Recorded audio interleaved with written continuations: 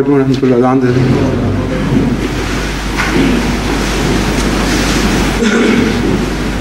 الله أكبر.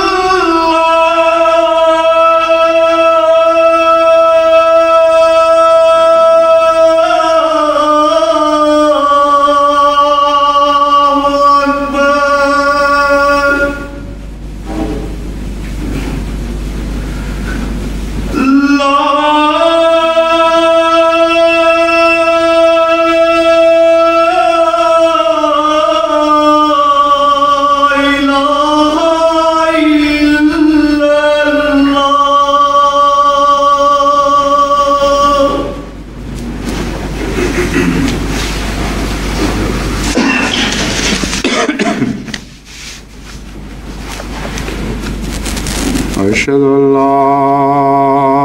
إله إلا الله وحده لا شريك له وأشهد أن محمدا عبده ورسوله أما بعد فأعوذ بالله من الشيطان الرجيم بسم بسم الله الرحمن الرحيم الحمد لله رب العالمين الرحمن الرحيم مالك يوم الدين إياك نعبد وإياك نستعين اهدنا الصراط المستقيم صراط الذين أنعمت عليهم غير المغضوب عليهم ولا الضالين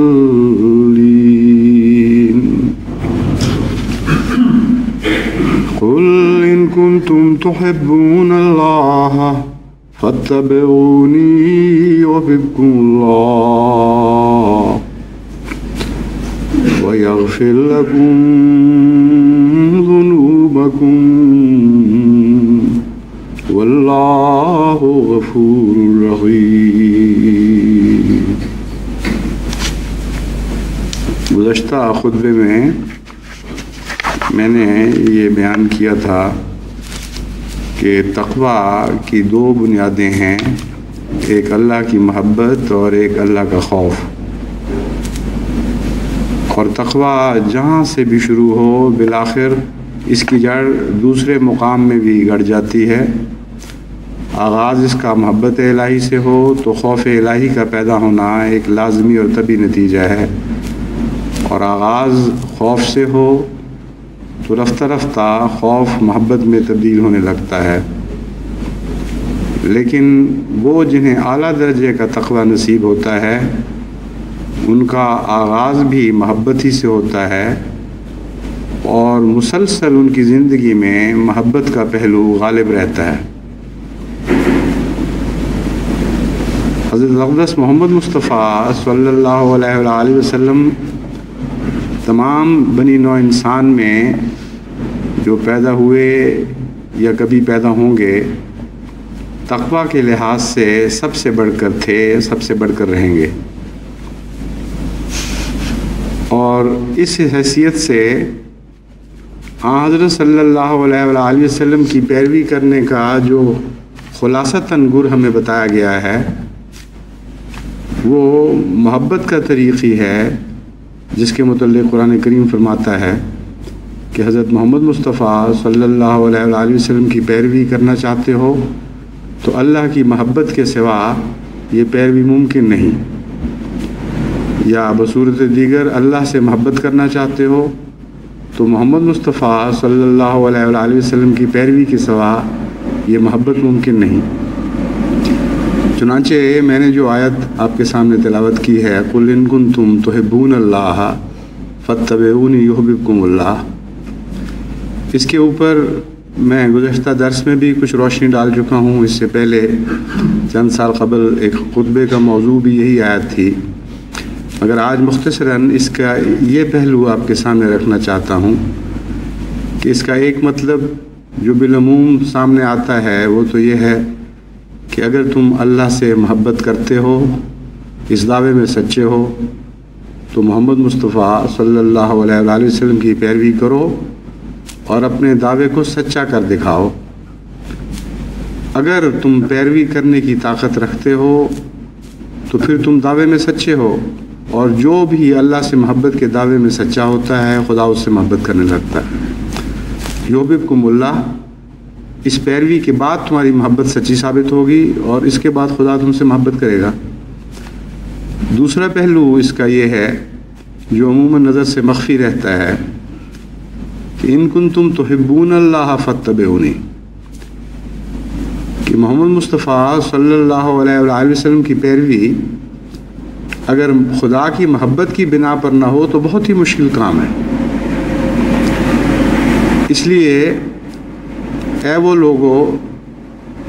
جو محمد مصطفیٰ صلی اللہ علیہ وآلہ وسلم کی پیروی کرنا چاہتے ہو، اگر خدا سے محبت ہے تو پھر یہ پیروی کرو، کیونکہ محمد مصطفیٰ صلی اللہ علیہ وسلم نے تو اللہ کی اطاعت محبت کے ذریعے سیکھی تھی،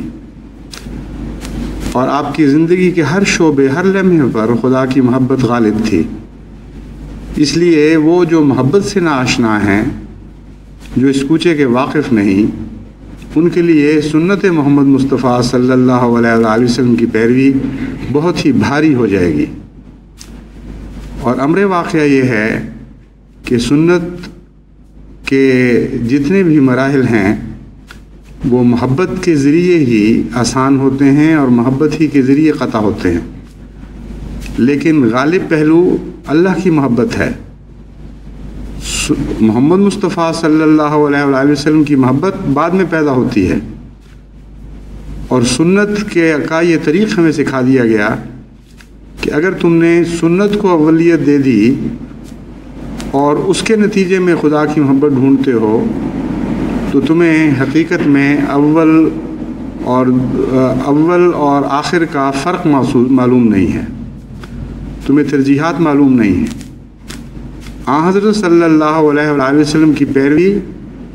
کی بنیاد اللہ کی محبت سے شروع ہوگی، پیروی کا آغاز اللہ کی محبت سے شروع ہوگا، اور یہ پیروی تمہیں محمد مصطفیٰ صلی اللہ علیہ وسلم کے عشق میں بھی مبتلا کر دے گی۔ جس کا یہ مذہب ہے وہی سچا مذہب ہے، وہی ہمیشہ زندہ رہنے والا مذہب ہے، اور اس میں کوئی رخنہ نہیں۔ لیکن وہ لوگ جو اس حکمت کو نہیں سمجھتے، قرآن کریم کی آیت کا پیغام نہیں سمجھتے، وہ بعض دفعہ سنت کو اولیت دیتے ہوئے اللہ کی محبت سے دور ہٹنے شروع ہو جاتے ہیں بجائے قریب تر ہونے کے، اور یوں محسوس ہوتا ہے ان کے مذہب میں کہ خدا اور خدائی کا مقصد صرف رسول اکرم صلی اللہ علیہ وسلم کی پیروی کروانا تھا، حالانکہ ساری خدا کی خدائی کا مقصد تو یہ ہے کہ خدا سے محبت کی جائے، اور محبت نصیب نہیں ہو سکتی پیروی محمد مصطفیٰ صلی اللہ علیہ وسلم کے ذریعے کے بغیر۔ تو حقیقی محبت جو خدا کی محبت کو کھینچتی ہے، اس کے لیے ایک ہی رستہ باقی رہ گیا، اور وہ سنت محمد مصطفیٰ صلی اللہ علیہ وسلم ہے۔ اس سنت کے ذریعے خدا کی محبت حاصل کی جائے، یہ مضمون تو پھر بہت ہی وسیع ہو جاتا ہے، اور خدا کی محبت کا گر سیکھنا ہو تو سنت سے سیکھا جائے۔ اس پر اگر تفصیلی روشنی ڈالی جائے تو عمریں صرف ہو سکتی ہیں، کیونکہ حضرت صلی اللہ علیہ وسلم کی سنت کا مضمون تو انسانی فطرت پر حاوی ہے، کسی ایک قوم کی عادات سے یا اس کے رجحانات سے تعلق نہیں رکھتا، بلکہ گہرا فطرت انسانی سے اس کا تعلق ہے۔ جہاں فطرت انسانی خدا تعالیٰ کے قریب تر ہے، وہیں آپ سنت کا مفہوم سمجھ سکتے ہیں، وہیں آپ سنت کے فلسفے کو پا سکتے ہیں۔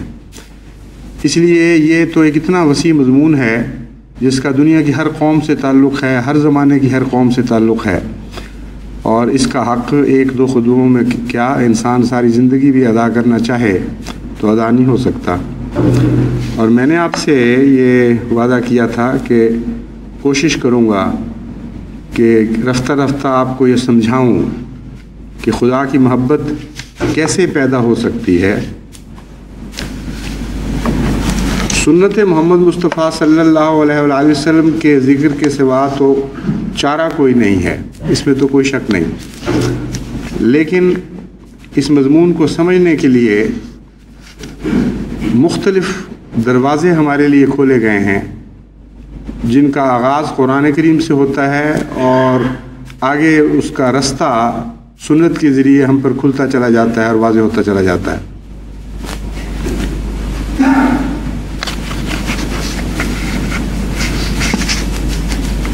حضرت صلی اللہ علیہ وسلم نے جو اللہ تعالیٰ کی محبت کے ہمیں راز بتائے اور وہ طریق سمجھایا کہ کس طرح خدا سے محبت پیدا ہوتی ہے، ان رازوں میں سے ایک یہ ہے کہ خدا تعالیٰ نے خود حضرت صلی اللہ علیہ وسلم کو اپنے متعلق کچھ ایسی باتیں کہیں اور اس پیار کے انداز میں کہیں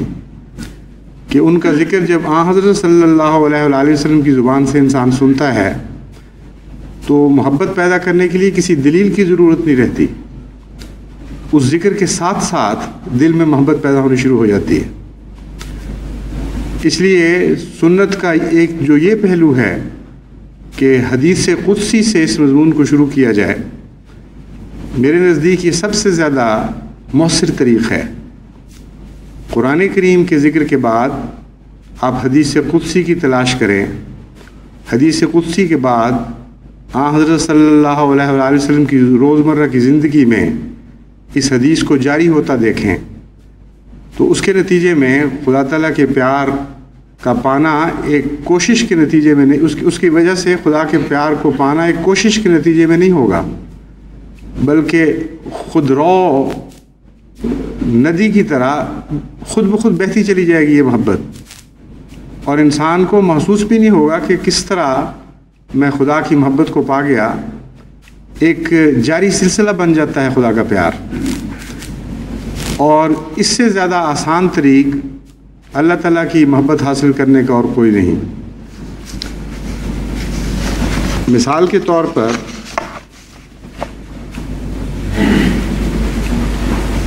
قرآن کریم کی وہ آیات جن کی میں نے پہلے تلاوت کی تھی گزشتہ خطبے میں، ان میں ایک آیت یہ تھی فَلَا تَعْلَمُ نَفْسٌ مَا أُخْفِيَ لَهُم مِّن قُرَّةِ أَعْيُنٍ جَزَاءً بِمَا كَانُوا يَعْمَلُونَ، کہ کوئی نفس نہیں جانتا کہ خدا کی خاطر رات کو اٹھنے والوں اور بستروں سے الگ ہونے والوں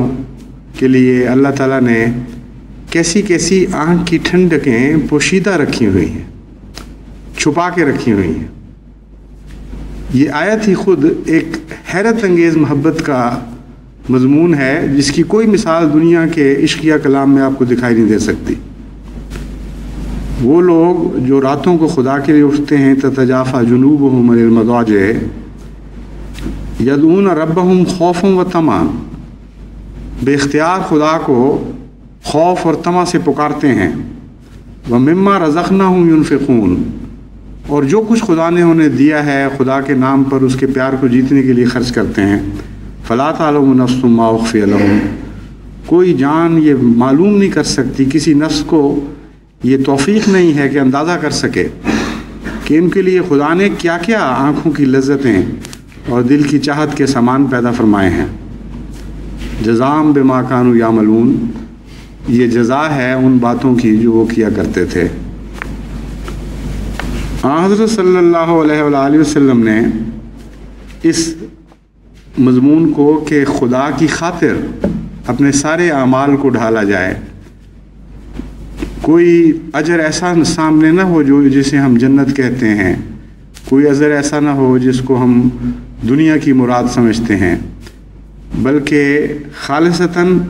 محبت کی خاطر اللہ کے لیے انسان اٹھے اور محبت کی خاطر اسے یاد کرے، اور آخری مقصود رضائے باری تعالیٰ ہو۔ اس مضمون کو حضرت صلی اللہ علیہ وآلہ وسلم نے مختلف مواقع پر مختلف رنگ میں بیان فرمایا۔ چنانچہ ایک موقع پر حضرت اقدس محمد مصطفیٰ صلی اللہ علیہ وآلہ وسلم نے اللہ کی طرف یہ حدیث، یہ حکایت منسوب کرتے ہوئے فرمایا،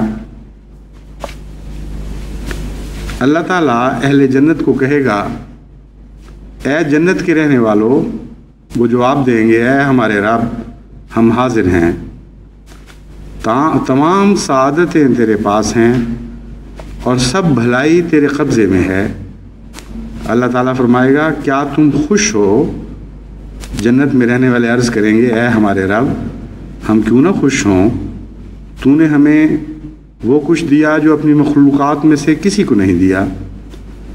پھر اللہ تعالیٰ فرمائے گا، کیا میں تمہیں ان نعمتوں سے بہتر نعمت نہ دوں؟ جنت والے کہیں گے، ان سے بہتر اور کوئی نعمت نہیں ہو سکتی، یا ان سے بہتر اور کوئی نعمت بھی ہو سکتی ہے۔ اللہ تعالیٰ فرمائے گا، تم پر اپنی رضا نازل کروں گا، یعنی تم سے ہمیشہ کے لیے خوش ہو جاؤں گا، اور اس کے بعد کبھی بھی تم سے ناراض نہ ہوں گا۔ یعنی عام انسان کی جنت کو وہ جنت ہے جس کا ظاہری الفاظ میں ہم کیا گیا ہے، اور اس کی جو بھی شکل ہے وہ بھی ہم پر پوری روشن نہیں ہے، اس میں کوئی شک نہیں، وہ بھی ہم پہ مخفی ہے۔ مگر حضرت محمد مصطفیٰ صلی اللہ علیہ وآلہ وسلم نے اللہ تعالیٰ سے خبر پا کر ہمارے لیے یہ معاملہ ہمیشہ کے لیے کھول دیا کہ خدا کے خالص بندوں کی جنت وہ جنت نہیں ہے جسے عام دنیا کے لوگ دودھ کی نہروں اور شہد والی جنت سمجھتے ہیں۔ اس سے پرے سب سے اعلیٰ یہ مولا کی جنت ہے، اس میں وہ چاہتے ہیں، اور اس جنت میں وہ مرنے کے بعد بستے بلکہ اس دنیا سے ہی بسنا شروع کر دیتے ہیں۔ چنانچہ قرآن کریم جو فرماتا ہے لا تعلم نفس ما اخفی لهم من قرۃ اعین، اس کا ایک معنی یہ ہے کہ دوسروں کو خبر نہیں ہو سکتی سوائے کرنے والوں کے لیے اس محبت میں کتنی کتنی لذت، کیسی کیسی لذتیں ہیں۔ جیسے دنیا والے کہتے ہیں ظالم تو نے پی ہی نہیں پتا کہ کا کیا مزہ ہے، تو لا تعلم و نفس سے مراد یہاں یہ ہوگی کہ کوئی دوسرا شخص جس کو خدا کی محبت کا تجربہ نہیں ہے اس کے وہم و گمان میں بھی نہیں آتا کہ وہ کیا لذتیں ہیں جو خدا ان کے لیے مخفی کر رہے ہیں۔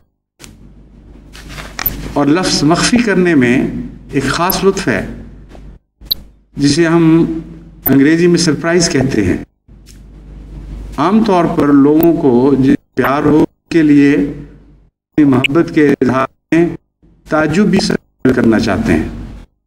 اور تعجب کا عنصر یعنی سرپرائز کا جز اگر شامل ہو جائے تو اس سے محبت کرنے والے کو بھی زیادہ پاتا ہے، اور جس کی خاطر ایک محبت کرنے والے نے ایک اچنبھی بات سوچی ہے کہ اچانک میں اس کو بتاؤں گا یا اچانک میں اس کو ایک تحفہ دکھاؤں گا، اس کے لیے بھی بہت زیادہ لطف پیدا ہو جاتا ہے۔ تو یہ کلام خالصتاً ایک محبت کر اس کے گہرے رازوں سے واقف ہستی کا کلام تھا، اور یہ کلام ایک ایسی نازل ہو رہا تھا محبت کے معاملے میں سب سے زیادہ آشنا تھی۔ چنانچہ حضرت صلی اللہ علیہ وآلہ وسلم نے اس مخفی پیار کے ہر پہلو کو پایا، اور ایک صاحب تجربہ کے طور پر آپ کی زندگی میں یہ تمام لمحات، یہ تمام واقعات، یہ تمام تعجب انگیز پیار کے اظہار اس طرح جاری ہو گئے کہ آپ کی زندگی کا ایک جزء لازم بن گئے تھے۔ ماؤخہم میں ہر قسم کی محبت آتی ہے۔ ایک خاوند کو بیوی سے جو محبت ہے اس کا لطف بھی اس میں آ جاتا ہے، اور ایک دوست کو دوست سے جو محبت ہے اس کا لطف بھی آ جاتا ہے، ایک ماں کو ایک بچے سے جو پیار ہے اس کا لطف بھی آ جاتا ہے، کیونکہ اخفیہ لہم کا پہلو انسان کی محبت کے ہر پہلو پر حاوی ہے۔ اس کا کوئی بھی آپ تصور باندھیں، کسی تعلق کا تصور باندھ لیں،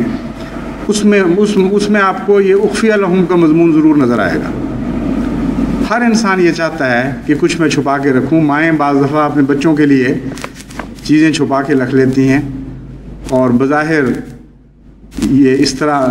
اپنا رویہ رکھتی ہیں کہ گویا کچھ نہیں کھانے کے لیے،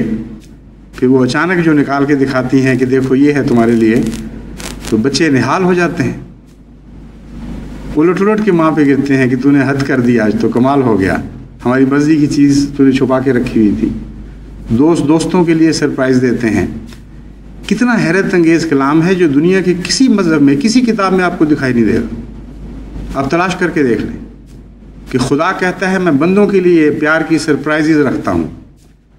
اور اس زندگی میں ہی ان کے لیے مخفی ہوتی ہیں۔ قدم قدم پر اس کے پیار کے نمونے اس طرح ظاہر ہوتے چلے جاتے ہیں کہ انسان حیران ہو جاتا ہے۔ اور یہ جو آپ کے تجربے میں بھی بات آئی ہے، یہ حضرت محمد مصطفیٰ صلی اللہ علیہ وآلہ وسلم کی سنت کے طفیل ہے۔ اس طرف لوگوں کا دھیان نہیں جاتا، کیونکہ قرآن نے تو اس مضمون کو سنت سے باندھا ہوا ہے۔ فرمایا خدا محبت نہیں کرے گا جب تک محمد مصطفیٰ صلی اللہ علیہ وآلہ وسلم کے پیچھے نہیں چلو گے، اور ہم عام طور پر احمدیہ جماعت میں تو بکثرت اس بات کا اظہار دیکھتے ہیں کہ خدا کی خاطر کوئی انسان کوئی فعل کرتا ہے، پیار کا اظہار کرتا ہے، کوئی قربانی پیش کرتا ہے، تو خدا اس اتنے مختلف رنگ میں اس کا جواب اس کو دیتا ہے، اتنے مختلف رنگ میں اپنے پیار کا اظہار اس پر کرتا ہے کہ وہ حیران رہ جاتا ہے کہ میرا تو عمل کچھ بھی نہیں تھا جس کے مقابل پر خدا نے اتنا مجھ سے پیار کیا۔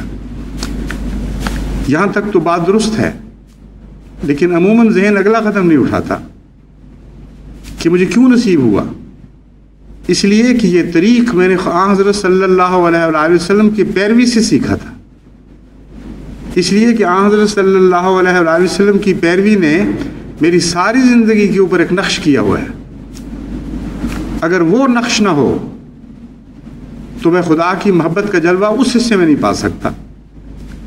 اور جہاں جہاں وہ نقش نہیں ہوگا وہاں وہاں میری زندگی ویران ہوگی، اس میں کوئی حسن نہیں ہوگا۔ اور اس حصے میں زندگی کے اس دور میں وہ ایک سیر کرنے والا ایک ویرانے سے گزر رہا ہے جہاں اس کو نہ ٹھنڈا سایہ مل سکتا ہے، نہ کوئی خوبصورت موڑ ہے اس کے لیے، نہ کوئی سستانے کے لیے جگہ، نہ پیاس بجھانے کے لیے ٹھنڈا پانی۔ ایسے سفر سے طبیعت اکتا جاتی ہے۔ لیکن اگر خیال ہو، اگر یہ شعور بیدار ہو کہ لذت کیا ہے اور میں سفر کیوں کر رہا ہوں، اگر شعور مر چکے ہوں تو بعض دفعہ انسان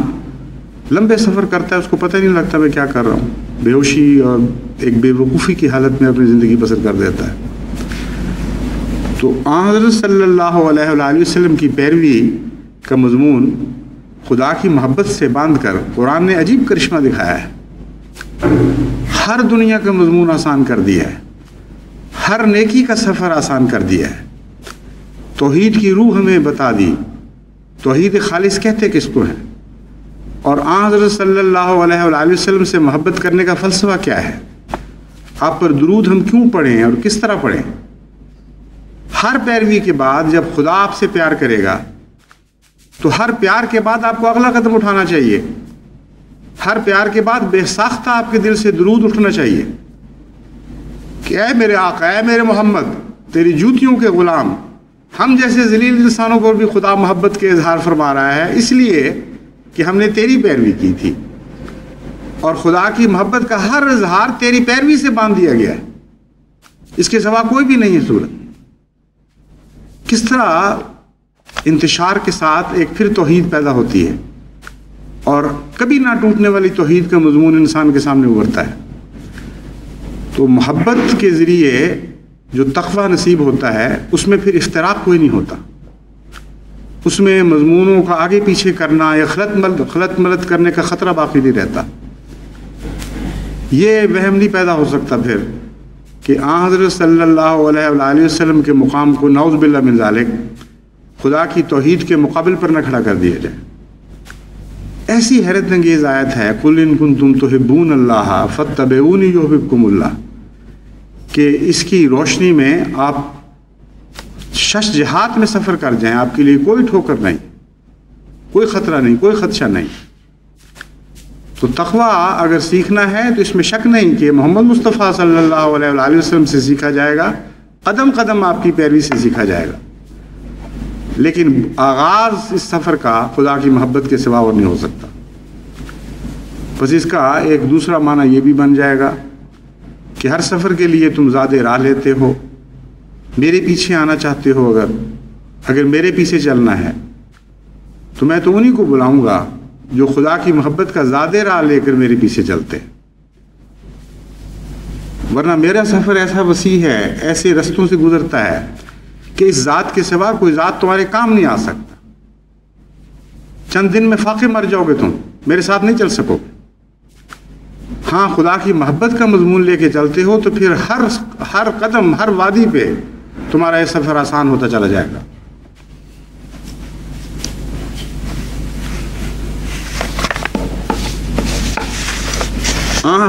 حضرت اقدس محمد مصطفیٰ صلی اللہ علیہ وآلہ وسلم کی پیروی اور خدا کی محبت کے نتیجے میں آپ کی پیروی، یہ مضمون ایک تاریخ بن چکا تھا۔ اور اس تاریخ کو حضرت مسیح موعود علیہ الصلوۃ والسلام نے دوبارہ زندہ کر کے دکھایا، ایک ایسے دور میں جو دہریت کا دور ہے، جو مادہ پرستی کا دور ہے، جب کئی قسم کے توہمات دل میں پیدا ہوتے ہیں کہ خدا جانے یہ 1400 سال پہلے کی باتیں تھیں بھی کہ نہیں تھیں، روایتوں میں غلطی تو نہیں تھی، ان سارے شکوک کو حضرت رسول اکرم صلی اللہ علیہ وآلہ وسلم کے کامل غلام نے اس دور میں اپنی عملی زندگی کا نمونہ پیش کر کے ہمیشہ کے لیے دور کر دیا۔ اور وہی خدا جو حضرت صلی اللہ علیہ وآلہ وسلم پر ظاہر ہوا تھا، آپ کی سنت کی برکت سے حضرت مسیح موعود علیہ الصلوۃ والسلام پر بھی ظاہر ہوا، اور وہی ادائیں تھیں، وہی پیار کی باتیں، وہی مضمون، اس میں کوئی فرق نہیں۔ حضرت مسیح موعود علیہ الصلوۃ والسلام فرماتے ہیں، خدا نے مجھے مخاطب کر کے فرمایا کہ تقویٰ ایک ایسا درخت ہے جس کو دل میں لگانا چاہیے۔ کیسی حیرت انگیز بات ہے، مگر کتنے پیار کی بات ہے، اور کوئی شخص جسے تجربہ نہ ہو وہ ایسی بات کر نہیں سکتا۔ جس نے خدا کو عقلی دلیلوں سے سیکھا ہو یا خدا کا تصور عقلی دلیلوں کے ذریعے باندھا ہو، اس کے منہ سے فقرہ جاری ہو ہی نہیں سکتا۔ اس لیے لازماً یہ خدا کا کلام ہے، وہ سچا ہے جس پر یہ کلام جاری ہوا۔ تقویٰ ایک ایسا درخت ہے جس کو دل میں لگانا چاہیے۔ چنانچہ حضرت مسیح موعود علیہ الصلوۃ والسلام کا تقویٰ کا مضمون بھی محبت الہی سے تعلق رکھتا تھا۔ محبت الہی کی بنا تھی جس کی وجہ سے آپ نے سنت کی پیروی کی، اور اس سنت کی پیروی کے نتیجے میں ہر قدم پر آپ کو خدا کی محبت نصیب ہوئی، اور آپ کا آخری مقصد خدا سے پیار کا اس کی مرضی تھی۔ ایک موقع پر حضرت مسیح موعود علیہ الصلوۃ والسلام نے فرمایا کہ خدا سے محبت مجھے اتنی شدید ہے، اتنی گہری محبت ہے کہ اگر خدا کی ساری جنتیں، ساری نعمتیں اٹھا کر خدا کی ساری نعمتیں ایک طرف ہوں اور خدا کی محبت کے لیے جہنم میں جانا پڑے، تو میں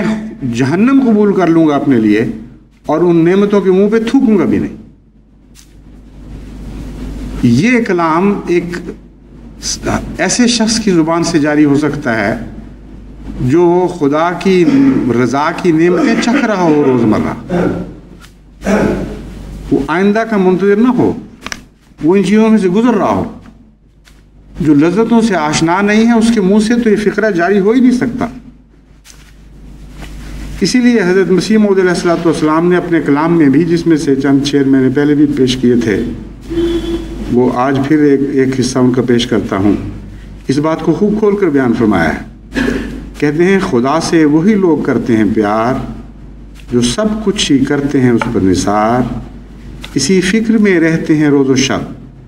کہ راضی وہ دلدار ہوتا ہے کب۔ بس خدا کی رضا کے لیے وہ سب کچھ کرتے ہیں، اور خدا کی رضا کی جنت ہی ہے جس کے وہ ہمیشہ طالب رہتے ہیں، اور یہ عشق کے بغیر ممکن نہیں۔ عاشق سے ایسی حرکتیں سرزد ہو سکتی ہیں، لیکن دوسرے شخص سے یہ کبھی ایسا نہیں ہو سکتا۔ اور حقیقت یہ ہے کہ ہمارے روزمرہ کی زندگی میں ایسے مشاہدات ہوتے رہتے ہیں جن کے نتیجے میں ہم خود یہ جان سکتے ہیں، تجربے سے یہ پہچان سکتے ہیں کہ اصل راز رضا اور پیار میں ہی ہے، نعمتوں میں نہیں ہے۔ چنانچہ آپ میں سے بہتوں کو یہ تجربہ ہوگا، کسی کے لیے کوئی بچے کے لیے مثلاً ماں باپ میں سے کوئی باہر سے آتا ہے، تحفہ لے کے آتا ہے۔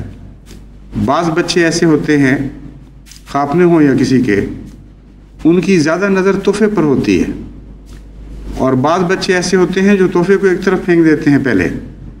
جب تک اپنے پیار کا چسکا پورا نہ کر لیں، گلے سے چمٹ نہ جائیں، گودی میں کچھ دیر نہ چڑھ بیٹھیں، اس وقت تک وہ تحفہ ان کے لیے ایک ثانوی حیثیت رکھتا ہے۔ تحفہ دینے والا جتنا ایسے بچے کی قدر کر سکتا ہے، اس کا 10واں حصہ بھی دوسرے بچے کی قدر اس کے دل میں پیدا نہیں ہو سکتی، جس کا تعلق تحفے کی وساطت سے ہوتا ہے اور ہمیشہ تحفے کی وساطت سے رہتا ہے۔ خدا کی نعمتیں ایک تحفہ ہیں، اور ان نعمتوں پر آپ جتنا غور کریں آپ کو خدا سے پیار ہوتا چلا جائے گا۔ مگر عارف باللہ جانتے ہیں، اور انہوں نے ہمیں یہ مضمون سکھایا کہ یہ تحفے منزلیں ہیں، رستے ہیں، آخری منزل نہیں، یا رستے کی عارضی منازل ہیں، وقفے ہیں۔ ان کے ذریعے آگے بڑھنے کی تمنا پیدا ہونی چاہیے، لیکن مقصود بذات نہیں ہے، ٹھہر رہنے کی جگہ نہیں ہے۔ اس لیے وہ لوگ جو خدا تعالیٰ کی محبت میں آگے سفر کرتے ہیں، کچھ عرصے کے بعد گو ان کی خدا کی نعمتوں کے ذریعے ہی خدا سے پیار پیدا ہوتا ہے، مگر نعمتیں بے معنی اور بے حقیقت دکھائی دینے لگتی ہیں اس پیار کے مقابل پر، اور پھر وہ ساری نعمتیں خدا کے پیار کی خاطر لٹا دینے کو دل چاہنے لگ جاتا ہے۔ یہ وہ مضمون ہے جس کو قرآن کریم نے اس آیت میں کھول کر بیان فرمایا، وَمِنَ النَّاسِ مَن يَشْرِي نَفْسَهُ ابْتِغَاءَ مَرْضَاتِ اللَّهِ وَاللَّهُ رَءُوفٌ بِالْعِبَادِ، کہ دیکھو خدا کے بندوں میں سے بعض ایسے بھی ہیں، مَن يَشْرِي نَفْسَهُ، اپنی جان لٹا بیٹھتے ہیں، جو ابتغاء مرضات اللہ، ان تمناؤں میں، ان امیدوں میں کہ کاش ہمیں خدا کی رضا کی جھلکیاں نصیب ہو جائیں۔ اس مضمون کے اول مخاطب حضرت اقدس محمد مصطفیٰ صلی اللہ علیہ وآلہ وسلم تھے۔ بعض دفعہ جس طرح آپ کے لیے خدا کے پیار کی جنتیں مخفی تھیں، آپ کا ذکر بھی بعض دفعہ خدا اخفا سے کرتا ہے، یہ بھی ایک پیار کا خاص اظہار ہے۔ اور آپ کے لیے جو مخفی جنتیں تھیں ان میں سے ایک یہ جنت بھی تھی کہ جب اس آیت سے گزرتے ہوں گے بے انتہا عشق اچھلتا ہوگا اللہ کا دل میں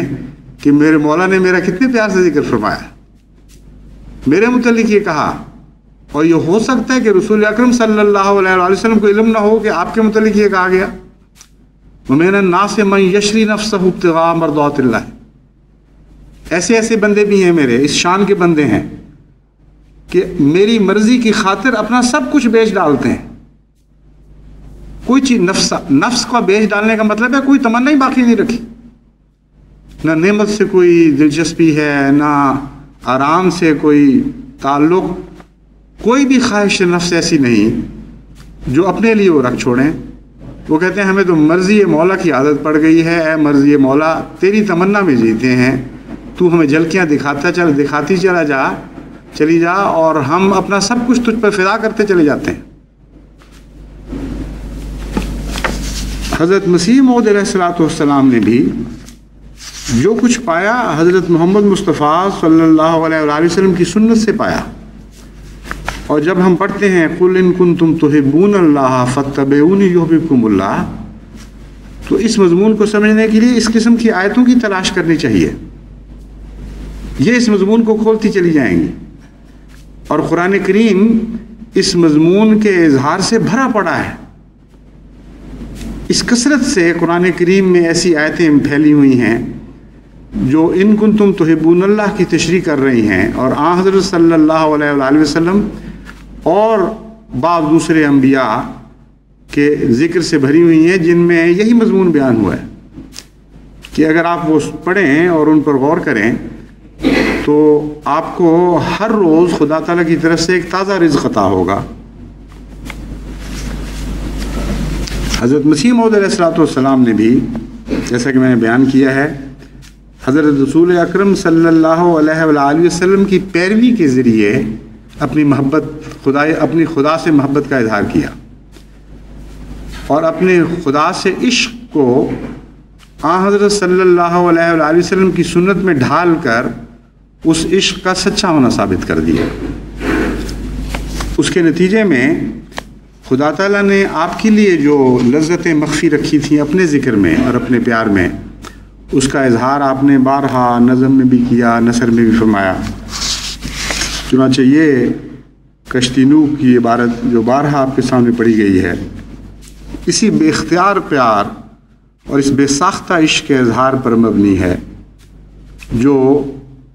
खालिसतन सच्चाई के सरचश्मे से फूटता है।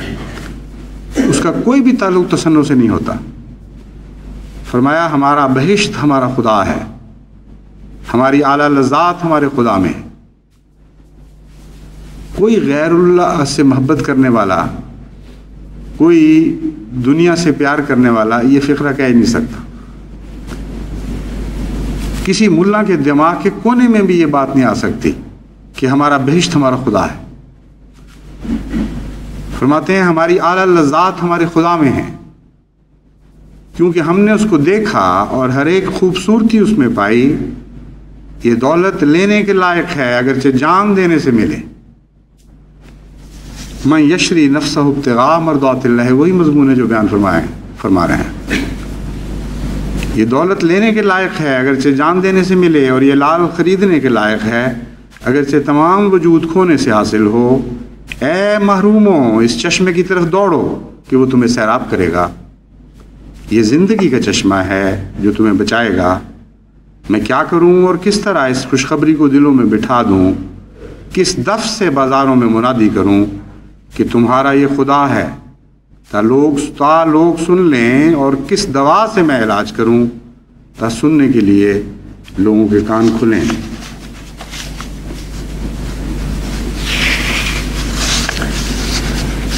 ये जितनी भी मनाजिल हैं अल्लाह की मोहब्बत और उस मोहब्बत का इजहार सुन्नत के ज़रिए, ये भी खुदा की अता करदा तौफीक के सिवा इंसान तय नहीं कर सकता। और ये मज़मून भी हमें हज़रत मोहम्मद मुस्तफ़ा सल्लल्लाहु अलैहि वसल्लम ने ही समझाया। और ये जो पहले कदम उठाना है, कैसे उठे? बाकी कदम पहले कदम की बरकत से खुद ही उठने लगते हैं, लेकिन सवाल ये है कि वो पहला कदम कौन सा है? जब अचानक दिल में खुदा की मोहब्बत का शोला इस तरह पैदा हो कि फिर उससे फुलझड़ी की तरह एक रोशनियों का सिलसिला फूट पड़े। ये जो मुश्किल है, इसको आसान करने के लिए हज़रत सल्लल्लाहु अलैहि वसल्लम फरमाते हैं कि हज़रत दाऊद अलैहिस्सलाम यूँ दुआ मांगा करते थे, ऐ मेरे अल्लाह, मैं तुझसे तेरी मोहब्बत मांगता हूँ और उन लोगों की मोहब्बत जो तुझसे प्यार करते हैं, और उस काम की मोहब्बत जो मुझे तेरी मोहब्बत तक पहुँचा दे। ऐ मेरे खुदा, ऐसा कर कि तेरी मोहब्बत मुझे अपनी जान, अपने अहल व अयाल और ठंडे शीरीं पानी से भी ज़्यादा प्यारी और अच्छी लगने लगे। ये दुआ जहाँ तक मुमकिन है हर अहमदी बड़े छोटे को याद करनी चाहिए। मुझे याद है कादियान में एक दफ़ा हज़रत मुस्लिम मऊद रज़ी अल्लाह ताला अन्हु ने ये दुआ याद करने की तलक़ीन भी फरमाई और फिर आहिस्ता आहिस्ता पढ़कर दोस्तों को सुनाई ताकि याद कर लें, और बाद में फिर बाकायदा जमात की तरफ से मुख्तलिफ़ क़ताअत की शक्ल में छपवा कर हर जगह दुकानों घरों पर आवीज़ा होने लगी। तो ये चूँकि बहुत ही अहम और बुनियादी दुआ है, इसलिए सारी दुनिया में जमात को ये कोशिश करनी चाहिए अपने इंतज़ाम के ताबे कि ये दुआ सबको याद करवा दी जाए। अल्लाहुम्मा इन्नी असअलुका हुब्बका व हुब्ब मन अहब्बका वल अमल अल्लज़ी युबल्लिगुनी हुब्बका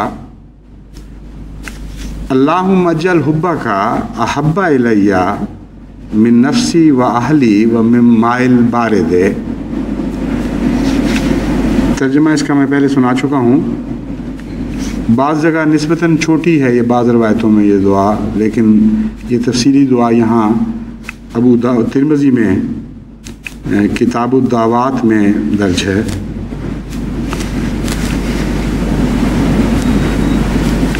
इस दुआ में कुछ और बातें भी हैं जो इंसान की नज़र से बिलअमूम मैंने देखा है कि ओझल हो जाती हैं। حالانکہ جو شخص محمد مصطفیٰ صلی اللہ علیہ وسلم سے پیار کرتا ہو اس کی نظر سے اوجھل ہونی چاہیے نہیں۔ سوال یہ پیدا ہوتا ہے کہ اس دعا کا آغاز کیسے ہوا؟ کیا نعوذ باللہ حضرت صلی اللہ علیہ وسلم کو خدا اس لیے یہ خبر دے رہا تھا کہ آپ کو پتہ نہیں تھا کہ خدا کی محبت کیسے حاصل کی جاتی ہے؟ اور کیا نعوذ باللہ حضرت داؤد کی مثال دے رہا تھا کہ داؤد سے سیکھو اگر مجھ سے محبت کرنا سیکھنا ہے؟ تو یہ تو بالکل ہی لغو خیال ہے، اس کی کوئی بھی حقیقت نہیں ہے۔ اور قرآن کریم اس مضمون کو بڑی شدت کے ساتھ ٹھکراتا ہے۔ حضرت صلی اللہ علیہ وسلم اللہ تعالیٰ سے عشق کے مقام میں ایک اتنے بلند و بالا اور عرفہ منزل پر بلند و بالا اور عرفہ مقام پر فائز تھے کہ آپ کے اس مقام کو 7ویں آسمان سے بھی آگے گزر جانے والا دکھایا گیا ہے، اور مختلف انبیاء کو جو مختلف آسمانوں پر دکھایا گیا ہے یہ بتایا گیا ہے کہ ان کا خدا کا عرفان یہاں تک تھا، ان کا خدا کی محبت کا تصور یہاں تک تھا، وغیرہ وغیرہ۔ تو ظاہری طور پر تو یہ کوئی ایسے آسمان نہیں ہیں جن کو دکھایا گیا ہے اس حضرت صلی اللہ علیہ وسلم کے معراج میں۔ یہی مضمون تھا کہ خدا کی محبت اور خدا کے عرفان میں کون سا نبی قریب تر ہوا۔ تو اس مضمون کے سامنے اس حدیث کا یہ ترجمہ اس حدیث کے متعلق یہ خیال کر لینا کہ خدا تعالیٰ رسول اللہ صلی اللہ علیہ وسلم کی تربیت کر رہا تھا، یہ تو بالکل عقل میں پڑنے والی بات نہیں ہے۔ اس لیے بھی یہ حدیث بیان نہیں ہو سکتی، اس لیے بھی یہ مضمون رسول اللہ صلی اللہ علیہ وسلم کے سامنے بیان نہیں ہو سکتا کہ آپ اپنی امت کو بتائیں کہ اس معاملے میں آپ کی نہیں بلکہ حضرت داؤد کی پیروی کریں۔ یہ کیسے ہو سکتا ہے؟ جس کی سنت کامل ہو اس کی پیروی کو چھوڑ کر ایک پرانے نبی کا ذکر کر کے کہ اس کی پیروی کرو، یہ نہیں ہو سکتا، ناممکن ہے۔ اس حدیث کے مضمون کو سمجھنے کے لیے بھی محبت کا عرفان ہونا ضروری ہے، اس کے بغیر یہ حدیث سمجھ نہیں آ سکتی۔ ایک شخص جو اپنے محبت میں بہت بڑھ جاتا ہے، بسا اوقات اس کی اپنے محبوب سے گفتگو اس طرح ہوتی ہے کہ میرے سوا تو نے کس سے پیار کیا ہے، اس کی باتیں بھی مجھے بتا، میرے سوا کس نے تجھ سے پیار کیا تھا، مجھے اس کے قصے بھی سنا۔ اور یہ ذکر بھی بہت پیار کا مخفی طریق پر ایک عاشق اور ایک محبوب کے درمیان چلتا رہتا ہے، کبھی شکوے کا رنگ اختیار کر لیتا ہے، کبھی چولوں کا رنگ اختیار کر لیتا ہے، کبھی اس تمانیت کا رنگ کہ ہاں مجھ سے بڑھ کر کبھی اس نے کسی اور سے پیار نہیں کیا۔ تو یقیناً حضرت صلی اللہ علیہ وسلم سے خدا تعالیٰ نے ان واقعات کا اظہار جو گزشتہ انبیاء کے خدا کے پیار سے تعلق کے واقعات ہیں اسی رنگ میں فرمایا ہے، اور کوئی اس کا مقصد نہیں تھا۔ اور حضرت صلی اللہ علیہ وسلم کے سامنے جب یہ مضمون پیش ہوا ہوگا تو کوئی نئی بات آپ کو معلوم نہیں ہوئی، یہ معلوم ہوا کہ داؤد نے بھی منتیں کر کر کے خدا سے محبت مانگی تھی، اور جو بھی خدا سے محبت مانگتا ہے ہر انسان کو اللہ تعالیٰ محبت عطا کر دیتا ہے، مگر یہ مراد نہیں ہے کہ اس محبت کا مقام گویا کہ صلی اللہ علیہ وسلم کی محبت سے افضل تھا۔ لیکن یہ جو باتوں کا رنگ ہے اس سے معلوم ہوتا ہے کہ بہت ہی ایسے پیار کے قصے چلتے رہے حضور اکرم صلی اللہ علیہ وسلم اور اللہ کے درمیان، جن کی بسا اوقات محض اشارتاً جھلکیاں دکھائی دیتی ہیں، اور وہ بھی مخفی چل رہے ہیں۔ چنانچہ اس لحاظ سے میں نے بسا اوقات احادیث پر غور کیا ہے تو میں حیران رہ گیا کہ بہت سی حدیثیں ہیں جن کے مضمون کو ہم دوسروں کے اوپر چسپاں ہوتا ہوا سمجھتے ہیں، دراصل مخفی طور پر حضرت اقدس محمد مصطفیٰ صلی اللہ علیہ وسلم کی محبت کا مضمون لیے ہوئے تھی۔ اور حضرت صلی اللہ علیہ وسلم میں اس قدر انکساری تھی اور اتنی حیا تھی کہ بعض دفعہ ایسے مضمون کو ذکر کرتے ہوئے جس کا آپ کی ذات سے تعلق ہوتا تھا، حیا کی وجہ سے کہ میری محبت ظاہر نہ ہو جائے، کھل نہ جائے سب کے سامنے، یوں ذکر فرما دیا کرتے کہ خدا کے ایک بندے نے ایسا کیا، اور خدا کے ایک بندے سے خدا نے ایسی بات کی. اور بعض دفعہ ملتی جلتی باتیں دوسرے انبیاء کی بیان فرما دیا کرتے تھے. تو جب خدا کہتا ہے قل ان کنتم تحبون اللہ فاتبعونی یحببکم اللہ، تو اس دعوے میں یا اس پیغام میں جو حضرت صلی اللہ علیہ وآلہ وسلم کی زبانی ہمیں موصول ہوا، ایک ذرہ بھی مبالغہ نہیں ہے. ہرگز اس میں کوئی تحدی نہیں ہے، کوئی زبردستی نہیں ہے ہم پر. یہ کوئی ایسا دعویٰ نہیں ہے کہ بس میں نے نہیں اب تم سے پیار کرنا کہ جب تک تم محمد رسول اللہ علیہ وسلم کے پیچھے نہ چلو. اس دعوے کا یا اس تلقین کا ذرہ ذرہ سچا ہے، اور کسی جگہ سے نصیب ہو ہی نہیں سکتا خدا کے پیار کا طریق سیکھنا. کسی در سے اب یہ میں نہیں بٹتی جو محمد مصطفیٰ صلی اللہ علیہ وآلہ وسلم کے در سے بٹتی ہے. سارے پیمانے خشک ہو گئے. اگر کسی نے خدا سے سچے پیار کا طریق سیکھنا ہے تو سوائے اس کے کہ حضرت محمد مصطفیٰ صلی اللہ علیہ وآلہ وسلم کی پیروی کرے اور تلاش کرے، باریک نظر سے دیکھے کہ کس طرح آپ خدا سے پیار کیا کرتے تھے اور کس طرح پیار کے راز و ریاض ہوا کرتے تھے آپ کے اور اللہ کے درمیان. اس سے اللہ تعالیٰ فرماتا ہے کہ بے اختیار میں تم سے محبت کرنے لگوں گا. یحببکم اللہ، اس کے درمیان میں کوئی صلہ نہیں رکھا، کوئی اور لفظ نہیں رکھا. شرط یہ بیان فرما دی کہ اگر تم محبت کرتے ہو تو محمد رسول اللہ صلی اللہ علیہ وسلم کے پیچھے چلو. جہاں جہاں آپ گئے ہیں وہیں میں ملوں گا، اور اس طرح ملوں گا کہ میں تمہیں محبت اور پیار سے دیکھ رہا ہوں گا. اس لیے یہ مضمون کامل بھی ہو گیا ہے اور مختصر بھی ہے، بہت وسیع بھی ہے اور بہت مختصر اور آسان بھی.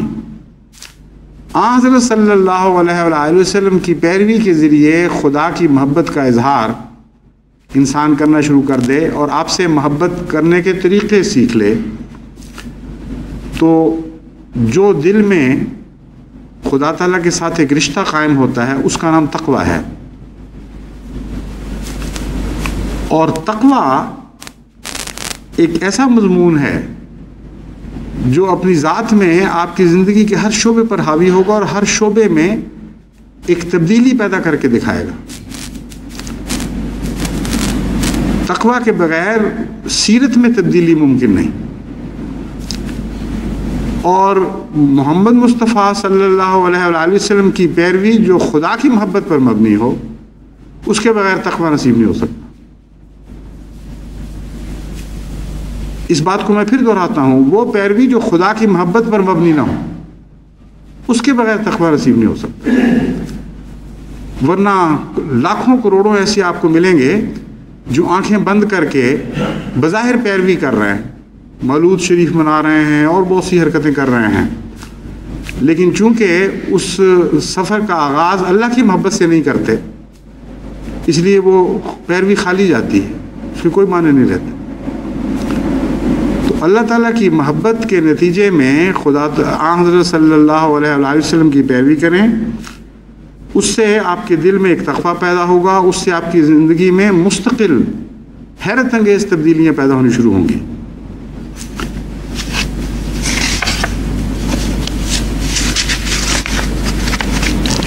حضرت مسیح موعود علیہ الصلوۃ والسلام نے اس مضمون کو خوب کھول کر مختلف اپنی کتب میں مختلف پیراؤں میں بیان فرمایا ہے. تقویٰ کے نتیجے میں انسان کو عقل کیسے حاصل ہوتی ہے، اور تقویٰ اور عقل دراصل ایک ہی چیز کے دو نام بن جاتے ہیں. اس مضمون پر روشنی ڈالتے ہوئے حضرت مسیح موعود علیہ الصلوۃ والسلام فرماتے ہیں، یا ایھا الذین آمنوا ان تتقوا اللہ یجعل لکم فرقانا ویکفر عنکم سیئاتکم ویجعل لکم نورا تمشون بہ. یہ قرآن کریم کی آیت ہے. فرماتے ہیں یعنی اے ایمان والو، اگر تم متقی ہونے پر ثابت قدم رہو اور اللہ تعالیٰ کے لیے اتقاء کی صفت میں قیام اور استحکام اختیار کرو، تو خدا تعالیٰ تم میں اور تمہارے غیروں میں فرق رکھ دے گا. یعنی تقوی اگر دل میں ہو، اور جس طرح تقوی حضرت مسیح موعود علیہ السلام نے سمجھا اور بیان فرمایا، تو یہ ہو نہیں سکتا کہ ایک احمدی میں اور ایک غیر احمدی میں، ایک دوسرے مذہب والے میں کوئی فرق نظر نہ آئے۔ یہ وہ بنیادی چیز ہے جو ہمارے لیے ہمیشہ کسوٹی کا کام دیتی رہے گی، اور اس کسوٹی پر ہمیں اپنے آپ کو پرکھنا پڑے گا۔ زندگی کے کسی شعبے سے انسان احمدی کا تعلق ہو، اگر وہ تقوی پر مبنی ہے نا، اس کے دل میں تقوی خدا نے ڈالا ہے اور اس کا عمل تقوی پر مبنی ہے، تو قرآن کریم کے اس بیان کے مطابق، جس کی تشریح حضرت مسیح موعود علیہ السلام نے فرمائی، یجعل لکم فرقانا، تمہیں اور تمہارے غیروں میں ایک فرق رکھ دے گا۔ اب یہ بھی بڑا دلچسپ مضمون ہے۔ فرق یہ نہیں فرمایا کہ تم فرق پیدا کر لو گے، اور فرق پیدا کر دے گا بھی نہیں فرمایا، فرق رکھ دے گا۔ بہت ہی عظیم کلام ہے۔ حضرت مسیح موعود علیہ السلام کی فصاحت و بلاغت کا یہ مرقع ہے۔ فرماتے ہیں یہ جو تقوی ہے، یہ بھی چونکہ خدا تعالیٰ کی طرف سے نصیب ہوتا ہے، تقوی کا پھل بھی خدا کی طرف سے ملتا ہے، اور جو انسان فرق کر کے دکھانا چاہتا ہے اس کے لیے تو کوشش درکار ہوتی ہے، لیکن یہاں سچے تقوی کے نتیجے میں پھل کے طور پر آسمان سے یہ فرق نازل ہوتا ہے۔ وہ خدا اس شخصیت میں سجا رہا ہے، رکھ رہا ہے چیزیں کہ یہاں میں یہ فرق رکھ رہا ہوں، اور جو فرق خدا رکھتا ہے اس فرق میں اور پیدا کیے ہوئے فرق میں، انسان کی کوششوں سے جو فرق پیدا ہوتے ہیں، زمین و آسمان کا فرق ہوتا ہے۔ خدا کا رکھا ہوا فرق بالکل اور چیز ہے، وہ کیفیت ہی اور ہے، اس کی کوئی تشبیہ آپ دنیا میں دے نہیں سکتے کسی چیز سے۔ ایک خلق ہے جو انسان اپنی کوشش سے بناتا ہے، اور ایسا خلق آپ کو دنیا کی ہر تہذیب میں دکھائی دے گا۔ وہ بھی ایک فرق ہوتا ہے غیر اخلاقی قوموں کی نسبت۔ اخلاق یافتہ قومیں اخلاق زیادہ بہتر ہوتی ہیں، وہ جو اخلاق باختہ قومیں ہیں ان میں اور اخلاق یافتہ قوموں میں ایک ایسا فرق ہے جو ہر ایک آدمی کو دکھائی دیتا ہے۔ مگر یہ جو فرق ہے جو مسیح موعود علیہ السلام فرما رہے ہیں، یہ خدا رکھتا ہے۔ ان اخلاق یافتہ قوموں میں یہ لوگ بالکل ممتاز دکھائی دیتے ہیں، جن کو خدا تعالیٰ اپنے فضل سے تقوی کے نتیجے میں ایک اخلاقی برتری عطا فرماتا ہے۔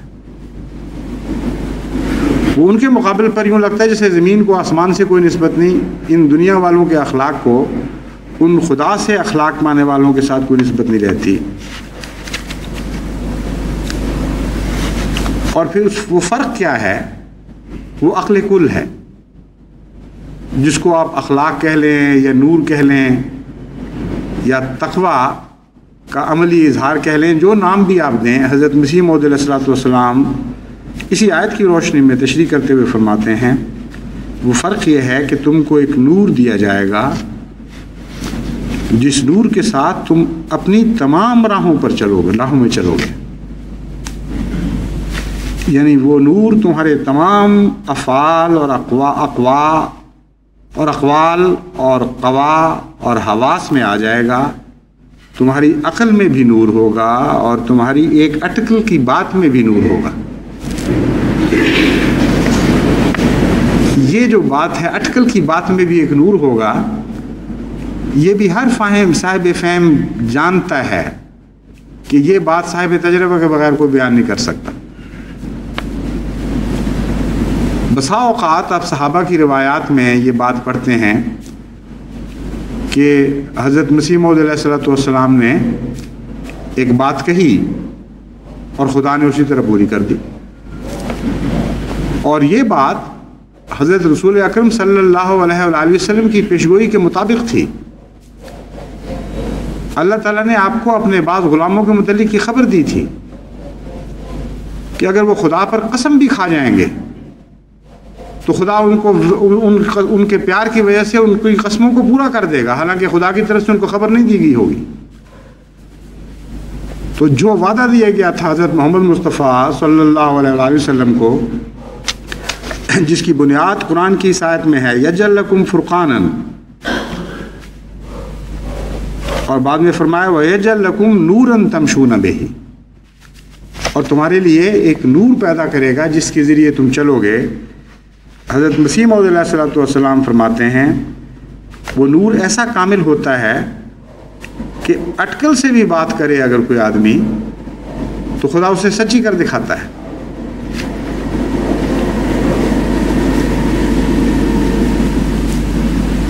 فرماتے ہیں تمہاری آنکھوں میں بھی نور ہوگا، اور تمہارے کانوں اور تمہاری زبانوں اور تمہارے بیانوں اور تمہاری ہر ایک حرکت اور سکون میں نور ہوگا۔ اب یہ وہ نور ہے جس کا دنیاوی کوشش سے کمائے ہوئے اخلاق کے ساتھ کوئی تعلق نہیں ہے۔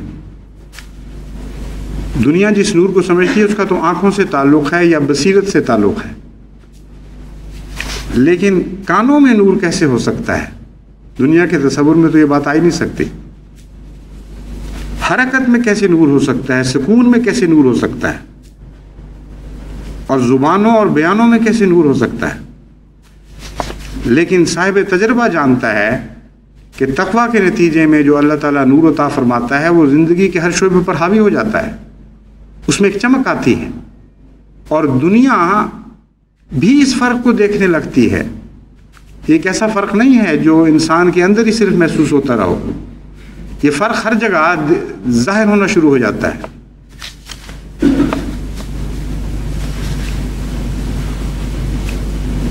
پھر فرماتے ہیں جن راہوں میں تم چلو گے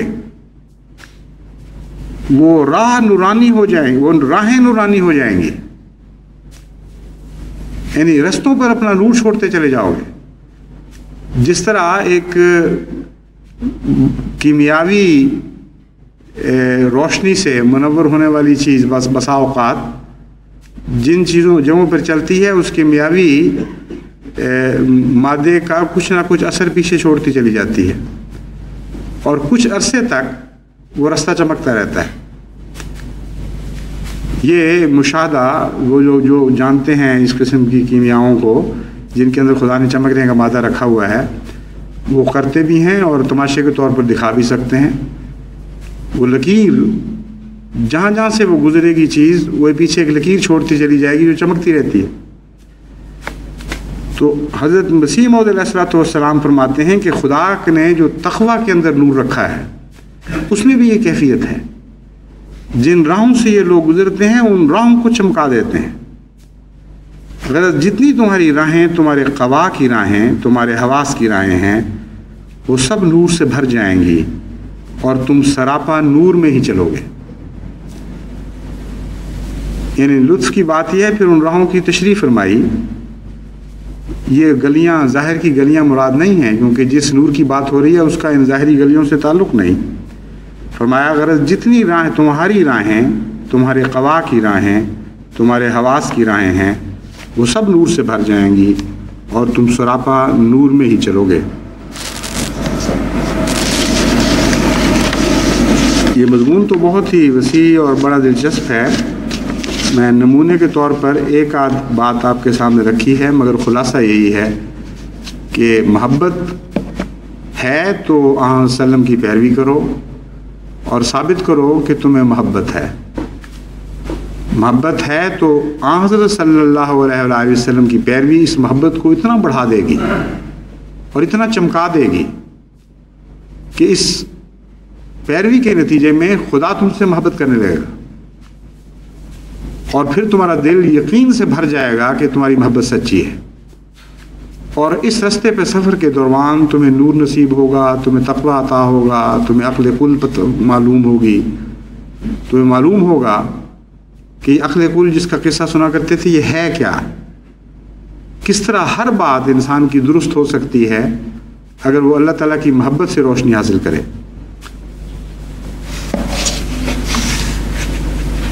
اب چونکہ وقت زیادہ ہو گیا، اس کے مضمون کا ایک اور حصہ رہتا تھا جو میں انشاءاللہ آئندہ خطبے میں بیان کروں گا، کیونکہ جماعت کے سامنے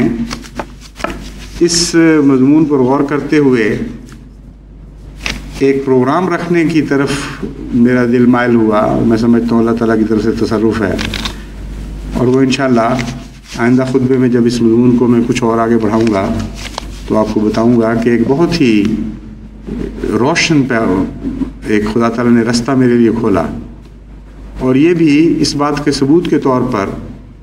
کہ اللہ تعالیٰ نور عطا فرماتا ہے اور راہیں روشن کرتا ہے, اور وہ انشاءاللہ ایسا رستہ ہے جس کے نتیجے میں آئندہ دور دور تک اللہ تعالیٰ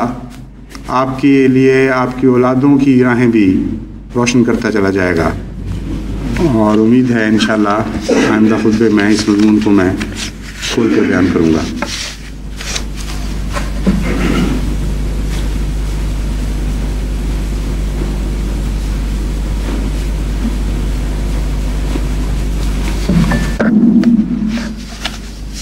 الحمدللہ نحمدہ ونستعینہ ونستغفرہ ونؤمن بہ ونتوکل علیہ ونعوذ باللہ من شرور انفسنا ومن سیئات اعمالنا من یہدہ اللہ فلا مضل لہ ومن یضللہ فلا ہادی لہ ونشهد أن لا إله إلا الله وحده لا شريك له ونشهد أن محمدا عبده ورسوله. آج جمعے کے بعد کچھ جنازے ہوں گے, جن میں سب سے پہلے تو ایک سیرا لیون سے ایک افسوسناک خبر آئی ہے کہ ہمارے وہاں کے ایک بہت ہی پرانے اور مخلص احمدی جماعت کے فدائی تھے, اپاپا یا کیا لفظ ہے, الحاج یحییٰ کمارہ صاحب, وہ وفات پا گئے ہیں, تو ان کے جنازہ غائب کی درخواست کی گئی ہے. دوسرے ہمارے ایک مبلغ ہیں ماریشس کے, مکرم رفیق احمد صاحب جاوید, ان کے بھائی کا جنازہ ہم نے پیچھے پڑا تھا, اچانک حادثے میں فوت ہو گیا تھا امریکہ میں. ان کے والد صاحب بھی تھوڑے عرصے کے بعد ہی وفات پا گئے, یا تو صدمے کا اثر تھا یا ویسے ہی عمر زیادہ ہوگی, مگر بہرحال یہ 2 صدمے اس خاندان کو اوپر تلے دیکھنے پڑے. محمد لطیف صاحب سندھی دارالصدر غربی ربوہ میں رہتے تھے, ان کی بھی وفات کی اطلاع ملی ہے. اسی طرح ہمارے سیکورٹی کے افسران میں سے مبارک احمد صاحب ساہی کے خسر, مکرم چودھری رشید احمد صاحب باجوہ کی وفات کی اطلاع آئی ہے, ان کی بھی نماز جنازہ ہوگی. اور سیدہ افضل بی بی صاحبہ جو مکرم سید محمد یحییٰ صاحب assistant professor government science college Faisal آباد کی والدہ تھیں, ان کی بھی نماز جنازہ ہوگی. اور اسی طرح آخر پہ مکرم چودھری فضل صاحب گوندل, یہ 2 ہیں اکٹھے, محمد اسلم صاحب گوندل, خانوال ضلع گجرات کی اطلاع ہے اکٹھے دونوں کی. یہ پتہ نہیں وہ کہیں غلطی سے کہیں بعض دفعہ لکھتا ہے ولد لکھا جاتا ہے, پتہ نہیں کس طرح لکھا گیا. کہاں ہے ہادی علی؟ نہیں, کیونکہ ویسے تعجب ہے کہ دونوں کو اکٹھی کیسے وفات ہوئی. بہرحال جو بھی ہے شکل, اللہ تعالیٰ کے نزدیک ان میں سے جو بھی وفات شدہ ہے 1 یا 2 ان کی نماز جنازہ غائب ہم پڑھیں گے.